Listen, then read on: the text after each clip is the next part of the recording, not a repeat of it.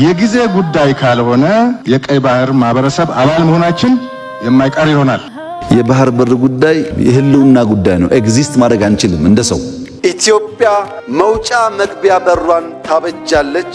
ይህ አይቀሬ ጉዳይ መሆኑን ተገንዝበው ወንድም እህቶቻችን በፈጠነ ጊዜ ለድርድር ራሳቸውን ዝግጁ እንዲያደርጉ ማድረግ ነው። ኢትዮጵያ የማይናወጥ ብሔራዊ ጥቅም አላት። ዓለም ዛሬ ይስማ። የቀይ ባህር አክሰስ ሰላማዊ በሆነ መንገድ ኢትዮጵያ ያስፈልጋል። ታሪክ ሲገለጥ ከአክሱም ስላት ላይ ስሜት ተስፏል እኮ በቀይ ባህር ላይ አንድ ሳንቲም መንግስታችን ነው ሁለት ሀገሬ ማለት ባህር ባህር ማለት ክብሬ ናት።